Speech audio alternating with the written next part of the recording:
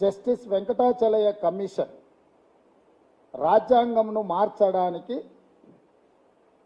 తీసుకోవాల్సిన చర్యలను సూచనలను జస్టిస్ వెంకటాచలయ కమిషన్ అపాయింట్ చేసి వారితో 10 మంది రాజ్యాంగ నిపుణులను అందులో చేర్చి 2002లో వారు ఇచ్చిన సూచనలు మీరు దాచిపెట్టుకొని ఈరోజు రహస్య ఎజెండాగా మార్చుకొని 2024 ఎన్నికల్లో మీ పార్టీకి 2/3 మెజారిటీ వస్తే 2/3 మెజారిటీతోని రాజ్యాంగాన్ని మార్చడానికి మీరు వేసుకున్న ప్రణాళికలను నేను ప్రస్తావించిన నేను ఇంత విస్పష్టంగా నిర్దిష్టంగా ప్రధాన ప్రతిపక్ష పార్టీ కాంగ్రెస్ పార్టీ ఈ దేశానికి ఎస్సీ ఎస్టీ ఓబీసీ రిజర్వేషన్లు ఇచ్చిన పార్టీగా ఆ పార్టీ ముఖ్యమంత్రిగా మీ మీద ఆధారాలతో కూడుకున్న ఆరోపణలు నేను చేస్తున్నప్పుడు ప్రభుత్వం వివరణ ఇచ్చుకోవడం కానీ ప్రభుత్వం ఒకవేళ వాళ్ళు చేయాలనుకుంటున్న చర్యల వల్ల సమాజానికి నష్టం జరుగుతుంది అనుకుంటే సవరించుకోవడం కానీ చేయకుండా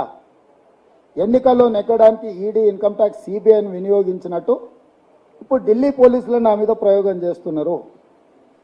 ఢిల్లీ పోలీసులను ప్రయోగించడం వల్ల తెలంగాణ రాష్ట్రం తెలంగాణ సమాజం భయపడుతుంది అనుకొని తెలంగాణ ముఖ్యమంత్రిగా దళితులకు గిరిజనులకు బలహీన వర్గాలకు అండగా నిలబడకుండా మీ ముందు లొంగిపోతానని ఈ ఢిల్లీ సుల్తాన్లు ఎందుకు అనుకుంటున్నారో నాకైతే అర్థం కాలేదు.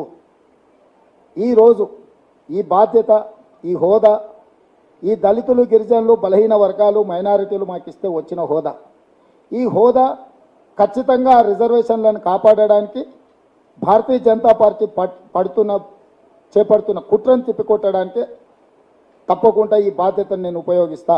ఈరోజు మీడియా మిత్రులకు క్రొనలాజికల్గా కొన్ని విషయాలను మీ దృష్టికి ఈరోజు మీకు ఇస్తాం. 2000 సంవత్సరంలో ఫిబ్రవరి 22, 2000 సంవత్సరంలో భారతీయ జనతా పార్టీ నేతృత్వంలో ఉన్న ఎన్డీఏ ప్రభుత్వం అటల్ బిహారీ వాజ్పేయి గారు ప్రధానమంత్రిగా గెజిట్ నోటిఫికేషన్ విడుదల చేసిండ్రు. ఈ గెజిట్ నోటిఫికేషన్లో ఒక పారాగ్రాఫ్ నేను చదివి వినిపిస్తాను.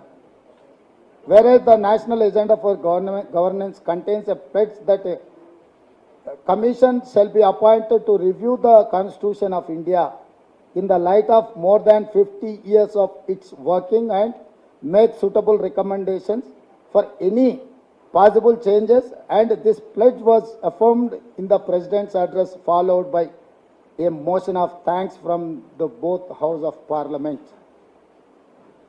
స్పష్టంగా ఉభయ సభలను ఉద్దేశించి ఆనాటి రాష్ట్రపతి కేఆర్ నారాయణన్ గారు మాట్లాడిన ప్రసంగం తర్వాత మేము ఒక కమిషన్ అపాయింట్ చేస్తున్నాము అని గెజిట్ నోటిఫికేషన్ ఈ గెజిట్ నోటిఫికేషను మీలాగా ఫేక్ వీడియోలను ఫేక్ లేకపోతే ఆధారాలను సృష్టించలేదు. గవర్నమెంట్ ఆఫ్ ఇండియా దగ్గర పార్లమెంట్లో ఈ గెజిట్ నోటిఫికేషన్ ఉంటుంది.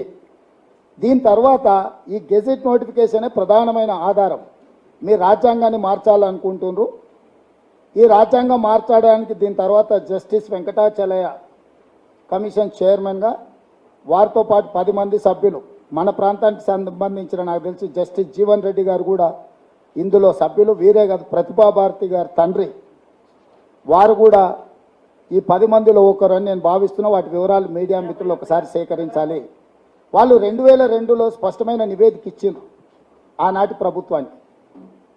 2000 సంవత్సరంలో కమిషన్ అపాయింట్ చేస్తే 2002లో రాజ్యాంగాన్ని ఏ విధంగా సవరించాలి, ఏమేమి సవరించాలి, మిగతా విషయాలకు సంబంధించి నివేదిక ఇచ్చిండ్రు. ఇప్పుడు ఆ నివేదిక అందుబాటులో లేదు.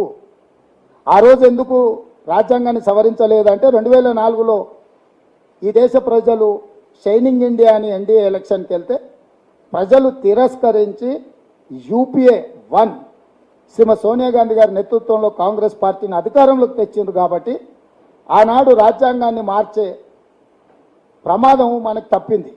ఆ తర్వాత 1-2 ఆర్ఎస్ఎస్ మూలాలు ఉన్న ఆర్ఎస్ఎస్ బాధ్యులైన వాళ్ళు ఇచ్చిన స్టేట్మెంట్లు వాళ్ళు రాసిన పుస్తకాలలో విషయాలను కూడా నేను ఈరోజు ఇక్కడ చెప్పదలుచుకున్నాను.